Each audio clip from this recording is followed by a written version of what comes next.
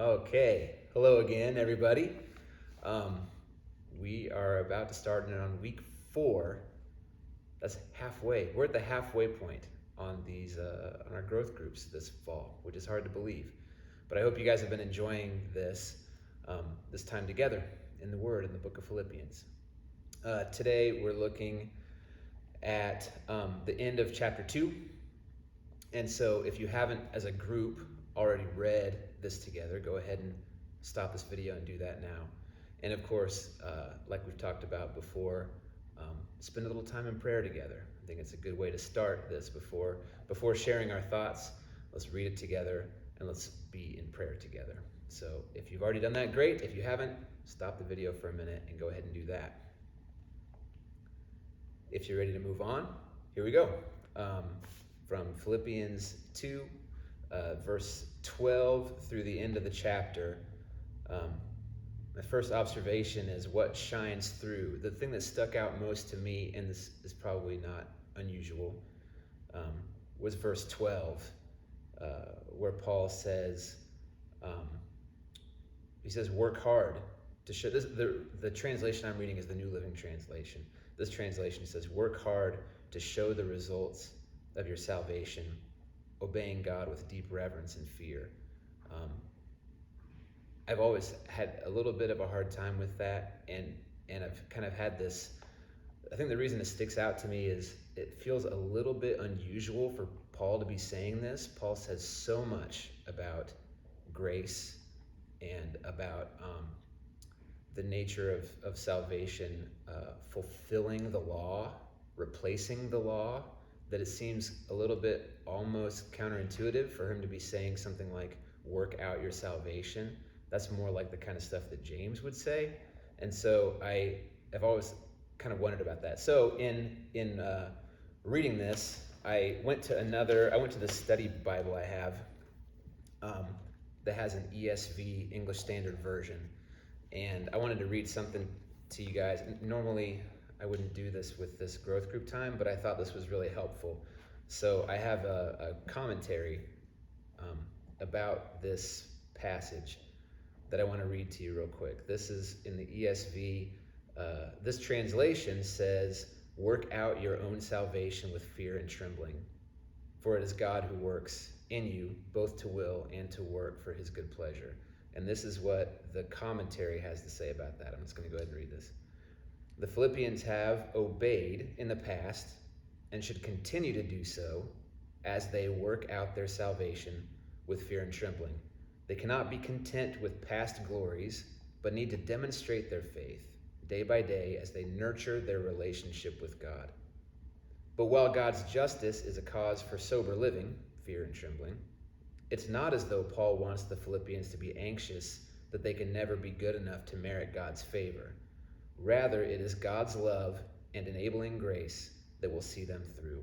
It is God who works in you, is what Paul is saying. They can rejoice in God's empowering presence, even as they work hard at living responsible Christian lives.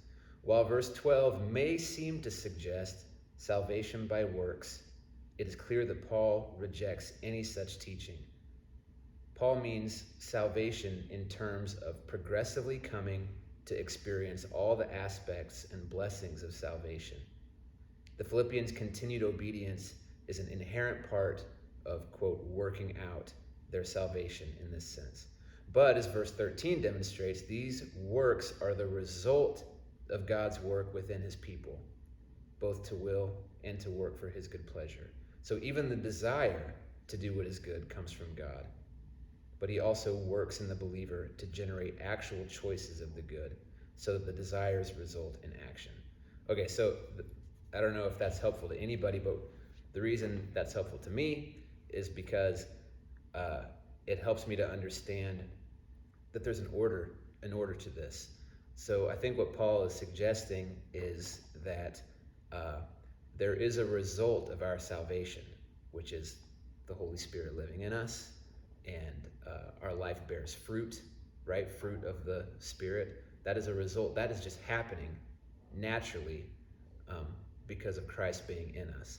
And so what Paul is calling us to do is to work on letting that show to other people, not to work, bless you, not to work to be in more favor with God or in better relationship with God. That's done. But to work at letting the fruit of our salvation show forth. So that maybe that seems like splitting hairs to you guys, but I thought it was really good. Otherwise, I think that verse, Pastor Nate talked last week about he read something during week 3 where he was pointing out that the translation could be a little bit misleading when they translated it for the NIV. Maybe they were showing a little bit of bias towards something very practical and away from something that's a little bit more mystical and difficult to understand. And I think the same thing is happening here in this translation about working out your salvation. Okay, so that's what stuck out to me. That's also what was unclear to me. So the second observation, what isn't clear to me, that's what was unclear to me, and that was why I spent a little bit of time reading some other translations of that verse and looking at some commentary. So I'll be interested to hear what you guys sort out in the group about those specific verses. The third observation, where is Christ in this passage? I wrote down from verse 16, Paul mentions on the day of Christ's return. And I just think it's kind of interesting that Paul does this a lot. He's just looking ahead. He's on a pretty regular basis looking to there being a day when he's no longer living and he's with Christ, or looking to the day of Christ's second coming. And I find that I don't feel like I do that very much. Maybe I will as I get older. There have been times in the history of the church where that was a much more common thought, as if people were being persecuted during slave times in America. There was a lot being written about and talked about Christ's return.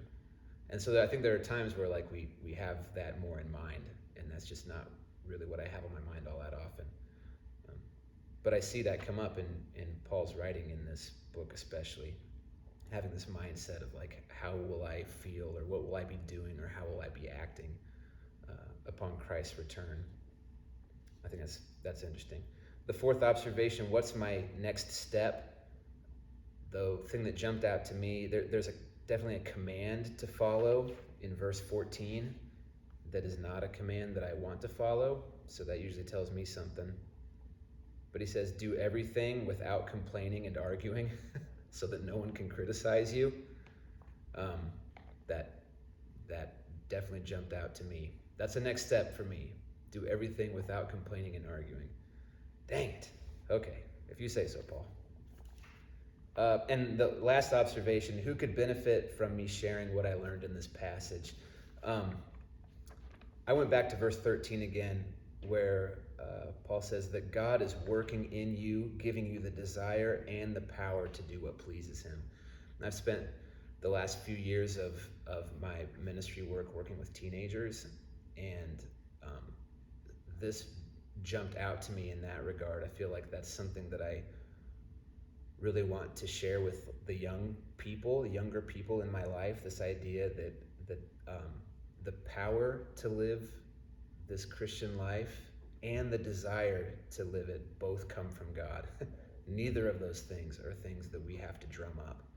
And so, that just made me feel like I want to do a good job of explaining that to the youngest people in my life, this idea that the desire and the power to do what pleases God come from God. So those are my thoughts about the end of Philippians 2. I hope you guys' conversation is really good as you finish out your time in growth groups this week, and we'll see you again soon.